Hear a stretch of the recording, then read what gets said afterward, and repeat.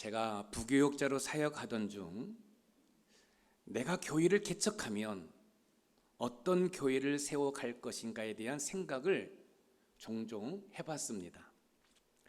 그러던 중 교회 로고에 관심을 갖게 되어 내가 만약 교회를 개척한다면, 교회를 세운다면 어떤 로고를 만들어서 사용할까라는 생각을 한 거지요. 그런 가운데 지금의 로고가 탄생되었습니다. 그래서 일러스트를 잘하는 제자에게 부탁을 해가지고 작업을 해서 만들어진 로고가 지금 우리가 사용하고 있는 교회 로고입니다. 만들었던 로고는 노트북 폴더를 만들어서 깊숙이 넣어 놓았습니다. 그리고 시간이 흘러서 제가 2002년 12월 1일 노폰산 샘물교회를 개척하게 됩니다. 2002년 12월 1일 첫 예배를 드렸는데 제가 제 아내와 두 딸을 데리고 한 2주 정도 일찍 이 양주에 이사를 왔습니다. 시간이 있어서 교회 이름을 지어야 되는데 어떤 이름을 지을까 고민하는 가운데 철원에 대한수도원이 있다는 이야기를 제가 들은 기억이 있어가지고 그 당시에는 내비게이션이 없기 때문에 지도책을 보고 대한수도원을 찾아갑니다. 그런데 놀라운 사실은 처음 가는 기도원인데 성령 하나님이 인도하심 가운데 대한수도원을 잘 찾아가게 됩니다. 이제 바위에 앉아서 하나님, 제가 교회를 개척하게 되었는데 교회 이름을 짓고 싶습니다. 어떤 이름을 할까요?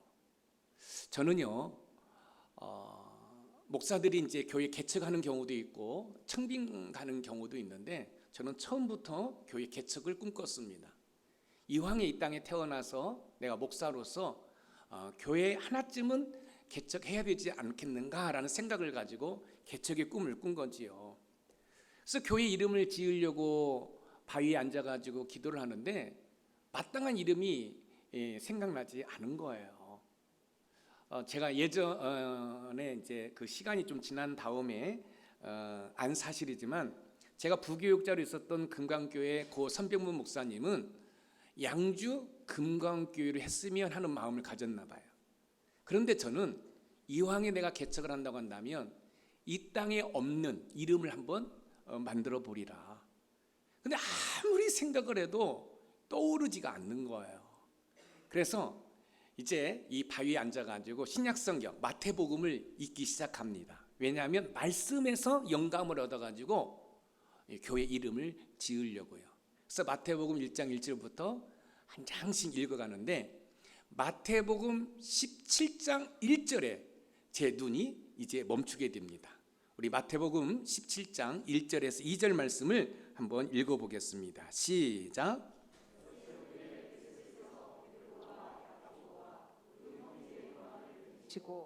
따로 높은 산에 올라가셨더니 그들 앞에서 변형되사 그 얼굴이 해같이 빛나며 옷이 빛과 같이 희어졌더라. 높은 산에 올라가셨더니, 자, 높은 산이라는 이 단어가 제 눈에 확 들어온 거예요. 그런데 마침 그 바위 밑에는 한탄강이 흐르고 있는 거예요. 그래서 높은 산 강교회 좀 안 어울리는 것 같아요. 높은 산 내과교회 잘 어울리지 않는 것 같아요. 그런데 제가 이제 여기 오기 전에 여러분들이 소식을 들어서 알겠지만 아프가니스탄 피납 사건이 있었던 분당에 있는 샘물교회 박은주 목사님과에도 어떤 교제가 있었기 때문에 샘물이라는 단어가 떠오른 거예요. 그래서 높은 산 샘물교회. 자, 저 높은 산에 샘물이 있는데 그 샘물이 흘러서 영적으로 갈증을 느끼는 영혼들에게 이 생수를 공급한다. 너무너무 좋은 거예요. 좀 표정들이 좀 달라져야 되는데 너무너무 좋은 거예요. 높은 산 샘물교회. 그래서 이제 교회 이름을 높은 산 샘물교회로 하겠다라고 이제 정하고 집으로 왔습니다. 그 집에 와가지고 세 여자를 식탁으로 불러왔죠. 아빠가 교회 이름을 쳤어. 뭔데? 높은 산 샘물교회. 에이, 그러는 거예요. 저는 너무너무 기쁜 마음으로 왔는데 높은 산 샘물교회. 근데 에이 하는 거예요. 그런 가운데 지금은 호주에서 목회를 하고 있는 저한테 형 따는 그 목사님이 계셔요. 그래서 제가 그 목사님한테 내 교회 이름을 졌다. 교회 이름이 높은 산 샘물교회다. 그 동생 목사님이 너무너무 좋다고 하는 거예요. 그래서 이 높은 산 샘물교회가 탄생을 했습니다. 높은 산 샘물교회. 그런데 지금 우리 높은 산 샘물교회 어디에 있죠? 고함동에 있습니다. 여러분, 이 고함동 뒷산이 무슨 산인 줄 아세요? 고장산입니다. 여러분, 제 이름이 뭐죠? 성고. 다 높을 꽃자에 걸려 있어요. 그런데 더 놀라운 사실은 이제 교회 이름을 지어놓고 교회 로고를 이제 생각을 한 거죠. 그래서 교회 로고를 폴더에서 꺼내서 높은 산 샘물교회를 딱 하는 순간 제가 기절할 뻔했어요. 왜요? 제가 몇 년 전에 만들어 놓은 교회 로고와 우리 높은 산 샘물교회 이름이 딱 매치가 되는 거예요. 여러분들은 감동이 안 오실 수도 있지만 저희는 엄청난 감동이었어요. 여러분 교회 로고 보세요. 높은 산이잖아요. 이 보혈 여러분 세 개, 성부, 성자, 성령의 의미로서 세 개를 했고요. 십자가, 제가 또 목기 스타일이 뭐예요? 보혈, 십자가잖아요. 그런데 여러분 그거 보혈이 여러분 생수예요. 샘물이에요. 우리 예수님 말씀하십니다. 나의 피를 마셔라. 왜? 참된 음료다. 그래가지고 여러분 이 교회 로고는 몇 년 전에 만들어 놓았는데 교회 이름을 짓고 이 로고를 딱 보는 순간 이야, 이것은 하나님의 은혜다라는 생각을 하게 되었습니다. 그렇게 해서 우리 높은 산 샘물교회 이름과 로고가 20년 전에 탄생이 되었습니다. 하나님의 은혜로 우리 교회가 설립 20주년을 맞이했습니다. 설립 20주년을 맞이해서 우리 교회의 정체성을 확고히 하기 위해서 선교적 교회라는 비전을 공유하면서 힘차게 나가려고 합니다. 선교적 교회라고 해서 새로운 것을 시도하는 것이 아닙니다. 지금까지 우리 교회가 지향해 온 것을 선교적 교회라는 용어와 함께 비전을 구체화해서 모든 성도들이 함께 하나님의 선교에 동참하자라고 말씀을 드리는 것입니다. 하나님을 선교적 하나님, 미셔널리 갓이라고 부를 수 있습니다. 선교적 하나님은 선교적 교회를 좋아하십니다. 또한 하나님의 선교에 동참하기를 원하십니다. 선교적 하나님, 선교적 교회, 교회는 하나님의 선교에 동참하자는 이 이야기가 낯설지만 이제 저와 여러분의 입술에서 익숙하게 선교적 교회, 보냄을 받은 선교적 교회, 하나님의 선교에 동참하는 교회라는 이런 이야기들이 자연스럽게 나오는 은혜가 있기를 소망합니다. 오늘 본문은 부활하신 예수님께서 제자들에게 찾아오셔서 하신 말씀을 통해 우리 높은 산 샘물교회가 선교적 교회로서 무엇을 어떻게 해야 할지를 교훈을 얻을 수가 있습니다. 선교적 교회는 다른 말로 하면 보냄을 받은 교회라고도 말할 수 있습니다. 하나님의 선교에 동참하는 선교적 교회는 무엇을 어떻게 해야 되는지 본문을 통해 살펴보면서 하나님의 선교에 동참하는 교회와 성도가 되어서 이 땅에 하나님의 나라를 든든히 세워가는 은혜가 있기를 주님의 이름으로 축원드립니다. 첫 번째, 보냄을 받은 선교적 교회는 세상 속으로 들어가 평강을 선포하는 교회입니다. 부활하신 예수님께서 제일 먼저 제자들에게 찾아오셔서 하신 것은 불안과 두려움에 떨고 있는 제자들에게 평강을 주셨습니다. 제자들에게 평강을 주셨다는 것은 지금 제자들이 예수님께서 십자가에 못 박혀 죽으신 사건을 통해서 두려움 가운데 있음을 우리는 어느 정도 짐작할 수 있습니다. 그 사실을 오늘 본문 요한복음 20장 19절에서 확인할 수 있는데요. 같이 읽어봅니다. 시작.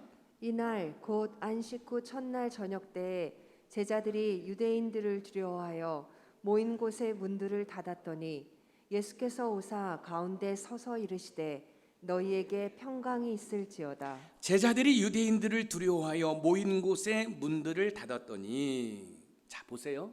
제자들이 어떤 제자들입니까? 3년 동안 예수님으로부터 놀라운 하늘나라의 비밀을 여러분 훈련받은 제자들이에요. 심지어 수제자 베드로는 모든 제자들이 예수님을 배반할지언정 자신은 절대로 예수님을 배반하지 않겠다라고 예수님께 맹세를 했던 제자들이에요. 그런데 예수님께서 십자가에 달리실 때 예수님의 제자들은 다 도망갔습니다. 스승의 죽음을 유면한 사실만으로도 힘들었을 것이고 고통스러웠을 것입니다. 그뿐만 아니라 유대인들로부터 예수님의 제자들이라는 이유로 학대와 멸시 그리고 죽임을 당할 수 있다는 생각으로 그 어떤 누구도 들어오지 못하도록 문을 꼭꼭 닫아놓고 두려움 가운데 있습니다. 그런데요, 부활하신 예수님께서 그 제자들에게 찾아오신 것이에요. 그리고 예수님께서 제일 먼저 하시는 말씀이 뭐냐면 에이레네 평강이 있을지어다 라고 말씀을 하셔요. 여기서 중요한 사실은 너에게 평강이 있을지어다. 이 평강이라는 것은 에이레네 장소에 도착해서 안녕 인사하는 것과 마찬가지예요. 한번 생각해 보세요. 예수님이 십자가에 달리실 때 다 도망갔던 제자들이에요. 두려움과 공포 가운데 있어요. 그런데 예수님께서 그 제자들이 두려움 가운데 있는 곳에 오셔가지고 에이레네 평강할지어다 안녕 하고 인사하는 거예요. 여러분, 부활하신 예수님께서 두려움 가운데 있는 제자들에게 찾아오셔서 에이레네 평강이 있을지어다 라고 말씀하시는 것처럼 선교적 교회는 바로 저와 여러분들이 저 두려움 가운데 있는 저 세상 사람들에게 가서 예수님의 평강 에이레네를 전하는 거예요. 특별히 여러분 지금 세상은 코로나19로 공포 가운데 있습니다. 그런 상황 가운데 선교적 교회, 미셔널 처치, 하나님의 선교에 동참하는 교회는 이 교회 공동체 안에만 머무는 것이 아니라 두려움 가운데 있는 고통 가운데 있는 저 세상 사람들에게 가서 에이레네 평강을 전하는 것이지요. 우리 높은산 샘물교회가 보냄을 받은 선교적 교회가 되기 위해서는 세상 속으로 들어가야 됩니다. 왜냐하면 세상 속에서 불안해하는 사람들에게 예수님의 평강을 전하기 위해서입니다. 사랑하는 성도 여러분, 지금 여러분에게 어떤 이상한 소리가 들리지 않습니까? 들리지요? 바로 세상에서 고통 가운데에서 신음하는 신음소리가 들리지 않습니까? 여러분, 저 세상에서 신음소리와 두려움과 공포 가운데 있는 그들에게 여러분들이 예수님께서 제자들에게 찾아오셨던 것처럼 그들에게 찾아가셔서 예수님의 평강을 전하는 은혜가 있기를 주님의 이름으로 부탁드립니다. 예수님의 모습을 본 제자들은 귀신에 홀린 것처럼 놀라고 어안이 벙벙했을 것입니다. 이때 주님께서 손과 옆구리를 제자들에게 보이시면서 불안한 제자들의 마음을 다독거려 주십니다. 안정시켜 주시는 장면이 나오는데 오늘 본문 요한복음 20장 20절 말씀에 같이 읽어봅니다. 시작. 이 말씀을 하시고 손과 옆구리를 보이시니 제자들이 주를 보고 기뻐하더라. 죽음, 사망 권세에서 부활하신 주님의 관심사는 어디에 있을까요? 두려움과 공포에 떨고 있는 제자들에게 있었어요. 여러분, 십자가에 못 박혀 죽으신 주님이 제자들 앞에 딱 나타났어요. 여러분, 얼마나 두렵겠어요? 왜냐하면 분명히 저 십자가에서 못 박혀 죽으셨는데 지금 예수님의 제자들 앞에 예수님이 나타나신 거예요. 불안한 거예요. 이때 예수님께서 예수님의 손과 또 옆구리를 보여주시는 거예요. 여기에 못자국이 있고 창자국이 있는 거예요. 이때 예수님의 제자들이 예수님인 것을 확인하고 기뻐합니다. 여기서 우리는 중요한 사실을 발견하게 되어요. 우리의 참된 기쁨은 예수님에게 있다라는 거예요. 할렐루야. 여러분, 진정한 기쁨은 물질에 있는 게 아니에요. 세상의 쾌락에 있는 게 아니에요. 권력에 있는 게 아니에요. 여러분, 권력을 가졌던 사람들이 다 감옥에 가지 않습니까? 여러분, 기업체를 운영하고 명품으로 여러분 다 포장했던 사람들도 힘들고 고통 가운데 자살하고 그러지 않습니까?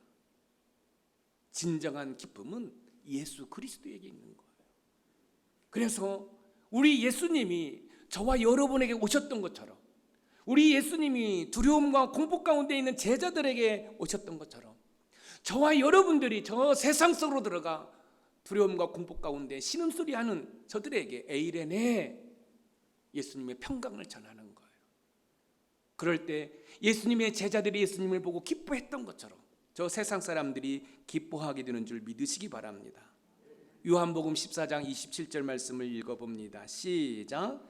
평안을 너희에게 끼치노니 곧 나의 평안을 너희에게 주노라. 내가 너희에게 주는 것은 세상이 주는 것과 같지 아니하니라. 너희는 마음에 근심하지도 말고 두려워하지도 말라. 평안을 너희에게 끼치노니 곧 나의 평안을 너희에게 주노라.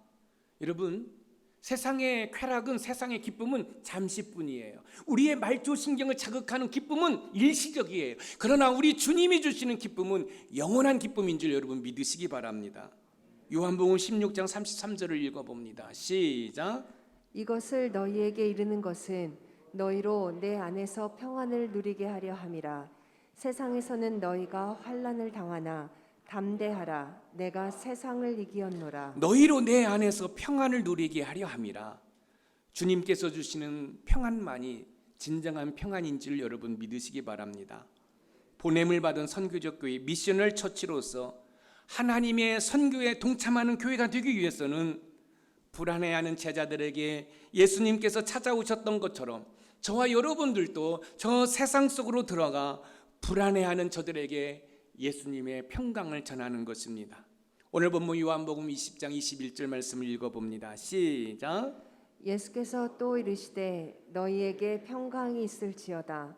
아버지께서 나를 보내신 것 같이 나도 너희를 보내노라. 아버지께서 나를 보내신 것 같이 나도 너희를 보내노라. 여러분, 하나님 아버지께서 예수님을 선교사로 저와 여러분에게 파송하신 거예요. 우리 예수님이 선교사로, 전도자로 이 땅에 오신 거예요. 그러면서 예수님이 이렇게 말씀하십니다. 우리 아버지가 나를 이 땅에 보낸 것처럼 내가 너희들을, 다시 말씀드리면 높은산 샘물교회 모든 성도들을 저 두려움과 공포 가운데 떨고 있는 저 세상 사람들에게 보내신다라고 말씀하고 있는 거예요. 여러분, 진정한 교회는 교회 안에만 머무는 게 아니에요. 복음을 들고 저 세상으로 나가 두려움과 공포 가운데 있는 저들에게 에이레네 주님의 평강을 전하면서 그들의 삶의 기쁨을 회복할 수 있도록 애쓰고 수고하는 것이 바로 저와 여러분들의 사명인 줄 믿으시기 바랍니다. 설립 20주년을 맞이한 우리 높은산 샘물교회는 성년이 된 교회입니다. 이제 어른이 되었다는 말씀이지요.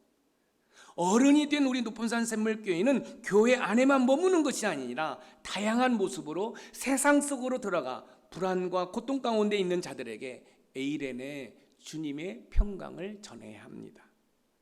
이것이 바로 미셔널 처치 선교적 교회 보냄을 받은 교회인 거예요. 제자들이 불안과 두려움으로 있을 때 주님이 주시는 평강으로 기뻐했던 것처럼 저와 여러분도 다른 거 없습니다. 저 세상 속으로 나가 불안과 공포 가운데 있는 그들에게 에이레네 주님의 평강을 전해서 그들의 삶의 기쁨을 회복시킬 수 있는 그런 은혜가 선교적 교회, 바로 저와 여러분의 모습이기를 주님의 이름으로 축원드립니다. 두 번째 보냄을 받은 선교적 교회는 세상 속으로 들어가 성령으로 사역을 하는 것입니다. 불안과 두려움으로 가득 찬 제자들에게 찾아오셔서 평강을 전하셨어요. 에이레네. 그리고 이어서 성령을 주십니다. 오늘 본문 요한복음 20장 22절을 읽어봅니다. 시작. 이 말씀을 하시고 그들을 향하사 숨을 내쉬며 이르시되 성령을 받으라. 여기 숨을 내쉰다라는 이 말은 숨을 직접적으로 불어 넣는다라는 뜻을 가지고 있어요. 예수님께서는 제자들에게 숨을 불어 넣어주시면서 성령을 받으라고 말씀하셔요. 여기에서 성령을 받으라는 의미는 복음을 전하는 데 필요한 성령의 은사들을 받으라는 거지요. 성령의 은사들을 받아라. 숨을 내쉰다는 이 단어가 자주 쓰여지지 않습니다. 여러분, 신약에서는 오늘 본문에서 사용되고 있고요. 그리고 구약에서는 2번 사용되는데 창세기 2장 7절 말씀과 에스겔서 37장 6절 이 두 군데에서 이 단어가 사용되고 있어요. 먼저 창세기 2장 7절 말씀을 읽어보겠습니다. 시작. 여호와 하나님이 땅의 흙으로 사람을 지으시고 생기를 그 코에 불어넣으시니 사람이 생명이 되니라. 하나님께서 사람을 창조하실 때 흙으로 사람의 모양을 만드신 다음에 그 코에 여러분 생기를 불어넣으셔요. 이때 생명이 사람이 되었다라고 말씀하고 있어요. 여러분, 이 성령의 은사는 여러분 움직이지 않고 생명체가 없는 곳에 여러분 생명의 기운을 불어넣는 거예요. 할렐루야. 여러분, 지금 세상은 살아있다고 하지만 여러분 생명감이 없잖아요. 이때 성령의 은사를 가지고 여러분 저들 가운데 저들을 살리는 역할을 우리가 해야 된다는 거예요. 이어서 에스겔서 37장 6절 말씀을 읽어봅니다. 시작. 너희 위에 힘줄을 두고 살을 입히고 가죽으로 덮고 너희 속에 생기를 넣으리니 너희가 살아나리라. 생기를 넣으리니 생기를 불어 넣었다는 두 단어가 쓰인 사건을 보면 놀랍습니다. 그렇죠? 사람 모양의 흙덩이에 생기를 불어 넣었더니 생명이 되었고, 사람이 죽어가지고 다 부패해가지고 뼈만 남았는데 생기를 불어 넣었더니 살아나서 큰 군대가 되었다라는 거예요. 이게 바로 이 성령의 역사인 거예요. 여러분, 죽음 가운데 여러분 갈 바를 모르고 살았으나 죽어버린 저 세상을 우리가 변화시킬 수 있는 그 원동력이 어디에 있어요? 성령 하나님에게 있다라는 사실이에요. 사랑하는 성도 여러분, 여러분의 발걸음이 옮겨지는 곳에 여러분의 가정이 살아나는 은혜가 있기를 소망합니다. 여러분, 여러분의 발걸음이 옮겨지는 여러분의 직장이 여러분 때문에 살아나는 은혜가 있기를 소망합니다. 우리의 발걸음이 옮겨지는 곳마다 여러분 다시 살아나는 은혜가 있기를 소망합니다. 바로 그것이 능력인 것. 그게 바로 보냄을 받은 선교적 교회, 미셔널 처치, 하나님의 선교에 동참하는 거예요. 세상은 살았으나 죽어가고 있습니다. 이때 보냄을 받은 선교적 교회, 미셔널 처치는 하나님의 선교에 동참하기 위해서 세상 속으로 들어가 주님의 평강 에이네를 선포할 뿐만 아니라 성령으로 그들을 살려내는 것입니다. 선교적 교회는 하나님의 선교에 동참하는 교회입니다. 하나님께서는 선교하시기 위해 독생자 예수 그리스도를 저와 여러분에게 보내주셨습니다. 그리고 예수님이 말씀하십니다. 아버지가 나를 보낸 것처럼 나도 너희들을 세상에 보낸다. 그래서 여러분, 다음 주에 여러분이 교회에 오시면 여러분 저쪽 벼락에 세상 속으로 프랜카드가 붙을 거예요. 저와 여러분들은 복음을 들고 세상 속으로 들어가는 은혜가 있기를 소망합니다. 들어가서 그들과 죄를 먹고 마시는 게 아니에요. 그들에 들어가 에이렌의 주님의 평강을 전하고 성령의 은사를 가지고 죽어가는 그 영혼들을 다시 살려내는 은혜가 있기를 소망합니다. 우리 높은산 샘물교회가 보냄을 받은 선교적 교회가 되기 위해서는 세상 속으로 들어가야 됩니다. 왜냐하면 세상 속으로 들어가 성령의 은사로 죽어가고 있는 사람들을 살려내기 위해서입니다. 사망 권세를 이기시고 부활하신 주님께서 제자들에게 숨을 내쉬면서 성령을 받으라고 말씀하십니다. 그렇죠? 흙덩어리를 생명체로 만드신 주님의 숨결, 마른 뼈를 큰 군대로 만드신 주님의 숨결을 제자들에게 풀어 넣으시면서 성령을 받으라고 말씀하십니다. 왜 성령을 받으라고 말씀하실까요? 그 이유는 우리가 조금 전에 읽었던 요한복음 20장 21절에서 찾을 수 있는데 다시 한번 읽어보겠습니다. 시작. 예수께서 또 이르시되 너희에게 평강이 있을지어다. 아버지께서 나를 보내신 것 같이 나도 너희를 보내노라. 아버지께서 나를 보내신 것 같이 나도 너희를 보내노라. 부활하신 주님은 제자들을 복음 사역자로 보내십니다. 불안과 두려움으로 떨고 있는 저 세상 속으로 예수님의 제자들을 보내십니다. 그리고 에이렌의 평강을 전할 뿐만 아니라 죽어가는 그들을 성령의 은사로 살려내기를 원하십니다. 그런데요, 그 사명을 바로 우리 교회에게 주신 거예요. 그래서 저희 교회는 개척해서 지금까지 하나님 사랑과 이웃 사랑을 실천하려고 애쓰고 온 거지요. 여러분, 선교적 교회라고 해서 새로운 어떤 것을 도입하는 게 아니에요. 용어, 개념을 정리하는 거예요. 저는 한 교회 담임 목사로서 참 감사한 것은 저희 교회가 바르게 왔다라는 사실이에요. 부흥은 조금은 더딘다 할지라도 하나하나 하나님이 원하시는 방향으로 우리 교회가 왔다는 사실을 너무너무 감사드려요. 우리 노본산 샘물교회는 설립 20주를 맞이해 보냄을 받은 선교적 교회의 미션을 처치로서 하나님의 선교에 동참하여 성령의 은사로 죽어가는 사람들을, 죽어가는 영혼들을 살리는 그런 은혜가 있기를 주님의 이름으로 축원드립니다. 마지막으로 세 번째 보냄을 받은 선교적 교회는 세상 속으로 들어가 죄 사함을 선포하는 교회입니다. 부활하신 주님께서 제자들에게 평강을 주시면서 성령을 받으라고 말씀하신 후 이어서 죄 사함을 선포하라고 말씀하십니다. 오늘 본문 요한복음 20장 23절 말씀을 읽어봅니다. 시작. 너희가 누구의 죄든지 사하면 사하여질 것이요 누구의 죄든지 그대로 두면 그대로 있으리라 하시니라. 너희가 누구의 죄든지 사하면 사여질 것이요. 이 말씀에서 주의를 기울여야 할 것은 우리에게 다른 사람의 죄를 사할 수 있는 권한이 없다는 것입니다. 없어요. 이 말씀을 캐톨릭은 잘못 해석해가지고 교황이, 추기경이, 신부가 죄 사함의 권세가 있는 것으로 착각하고 있어요. 그래서 신부에게 고해성사를 하지요. 여러분 꼭 기억하시기 바랍니다. 사람은 그 사람이 목사든 신부든 누구든 사람의 죄를 사할 권세가 없습니다. 그런데 좀 이상하지 않아요? 우리 예수님께서 제자들에게 이렇게 말씀하시잖아요. 너희가 누구의 죄든지 사하면 사여질 것이요. 이 말씀은 이런 거예요. 자, 예를 들어서 우리 정재복 안수사님인데, 정재복 안수사님이 아니에요. 그냥 정재복 씨예요. 교회를 다니지 않아요. 근데 제가 이렇게 얘기합니다. 정재복 씨, 예수님 믿으면 정재복 씨의 모든 죄가 사함을 받게 됩니다. 예수님 믿으세요. 그래서 저 정재복 씨가 예수님을 믿음으로 말미암아 죄 사함을 받게 되죠. 바로 이 이야기를 하는 거예요. 자, 무슨 말씀이냐면, 자 보세요. 저 세상 사람들은 살았으나 죽어가고 있잖아요. 그들에게 저와 여러분들이 가서 에이렌에 주님의 평강을 전하는 거죠.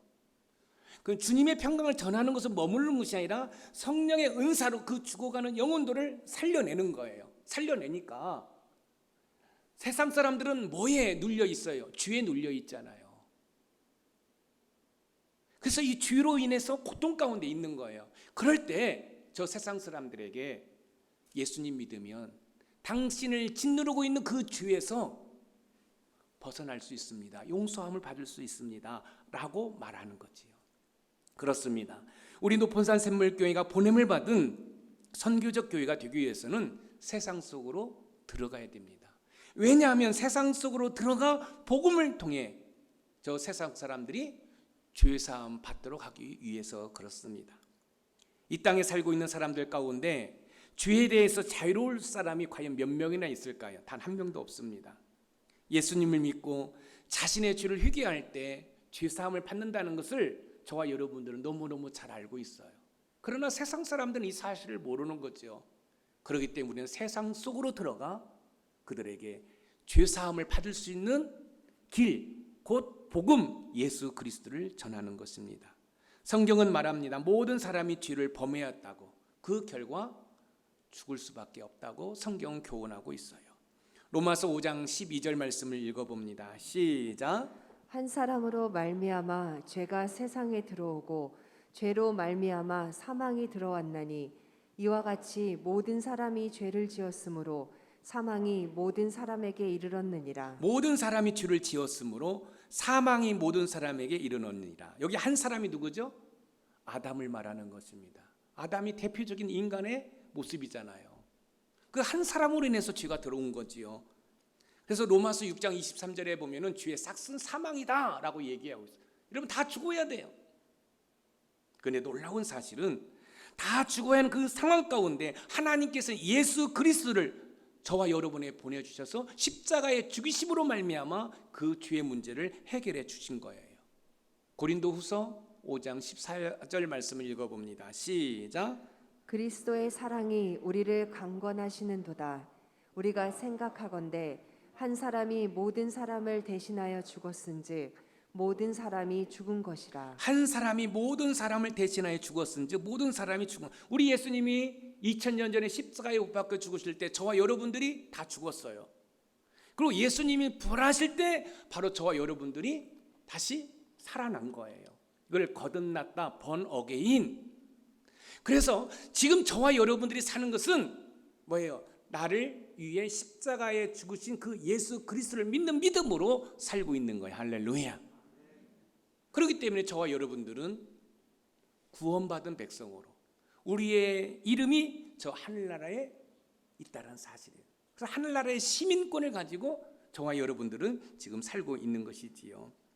예수님께서 우리에게 오셔서 죄의 사함을 받도록 하신 것처럼 보냄을 받은 선교적 교회의 성도들은 세상 속으로 들어가 하나님의 선교에 동참함으로 세상의 죄악 가운데 있는 사람들에게 죄 사함을 받을 수 있도록 복음을 전해야 합니다.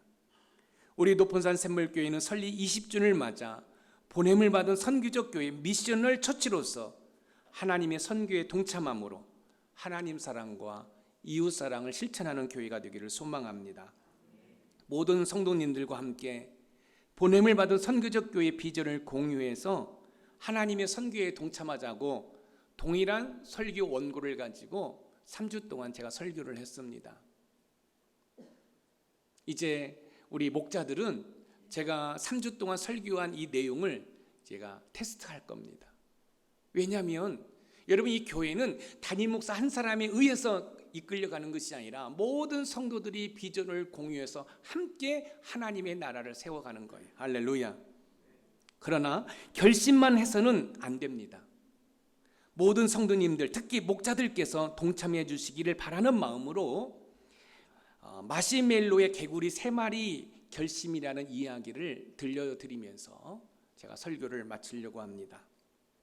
햇살 뜨거운 어느 여름날 오후 개구리 3마리가 나뭇잎에 올라탄 채 유유히 강물을 떠내려가고 있었습니다. 나뭇잎이 강의 중간쯤에 이르렀을 때 그중 한 마리가 갑자기 벌떡 일어나 결심했다는 듯 단호하게 외쳤습니다. 너무 더워! 나는 물속으로 뛰어들 테야. 다른 개구리들은 그저 묵묵히 고개를 끄덕였습니다. 자, 여러분들의 질문을 합니다. 여러분, 이 나뭇잎이라고 생각하고요. 개구리 이렇게 한번 해봅시다. 긴나미 개구리, 최수종 개구리, 또 우리 오신혁 개구리가 있어요. 이제 강물이 흘러가는 거예요. 그러니까 의욕심이 강한 저 오신혁 개구리가 펄떡 일어나니 너무 더워. 나는 그냥 이 물속으로 강물 속으로 뛰어들 거야. 그러니까 이 두 개구리는 이러고 있는 거예요. 자, 이제 이 나뭇잎에는 개구리가 몇 마리 있을까요? 한번 생각해 보세요. 우리 정은희 목자, 이 나뭇잎에는 개구리가 몇 마리 있을까요? 나뭇잎에는 여전히 개구리 3마리가 남아 있습니다. 어째서 그럴까요? 뛰어들겠다는 결심과 정말 뛰어드는 실천은 전혀 다른 차원이기 때문에 그렇습니다. 개구리는 뛰어들겠다는 결심만 했을 뿐입니다. 녀석이 정말 물속으로 뛰어들었는지 아니면 머리를 긁적긁적 하다가 다시 자리에 앉았는지 아무도 모릅니다. 우리는 늘 그렇습니다. 어쩌면 우리는 뛰어들겠노라고 큰 소리만 치는 개구리에 불과합니다. 나 이제 성경 1등 할 거야. 나 이제 술 끊을 거야. 나 이제 담배 끊을 거야. 결심만 하고 실천하지 않으면 아무것도 안 돼요. 미셔널 처치, 하나님의 선교에 동참하는 교회, 그래 그렇게 할 거야 결심만 하면 여기 마시멜로의 3마리의 개구리의 모습이 바로 저와 여러분의 모습이 되고 말 것이에요. 사랑하는 성도 여러분, 선교적 교회뿐만 아니라 여러분의 삶 속에서 결심만 하고 머무는 것이 아니라 그 결심한 것을 실행에 옮기는 그런 은혜가 있기를 소망합니다. 보냄을 받은 선교적 교회로서 하나님의 선교에 동참한다고 결심만 하는 개구리가 되어서는 안 된다는 말씀입니다. 예수님이 하나님의 선교에 동참하겠다고 우리에게 오셨던 것처럼 저와 여러분들도 세상 속으로 들어가는 그런 실천이 있기를 주님의 이름으로 축원드립니다. 설립 20주년 맞이에 더욱더 하나님의 선교에 동참하는 우리 높은산 샘물교회 모든 성도님들이 되기를 주님의 이름으로 축원드립니다. 오늘 말씀의 키워드입니다. 같이 읽어보겠습니다. 시작. 보냄을 받은 선교적 교회로서 세상 속으로 들어가 평강을 전하며 성령의 능력으로 죄 사함을 선포하자. 아멘. 미셔널 처치, 선교적 교회, 이것은 우리 교회뿐만 아니라 모든 교회들이 추구해야 할 가치입니다. 그런데 놀라운 사실은 우리 높은산 샘물교회가 개척 처음부터 이 선교적 교회로 달려왔음이 얼마나 감사한지 모릅니다. 이제 더 구체적으로 비전을 공유해서 우리 꿈땅부터 어른에 이르기까지 선교적 교회로서 하나님의 선교에 동참하는 교회가 되기를 주님의 이름으로 축원드립니다.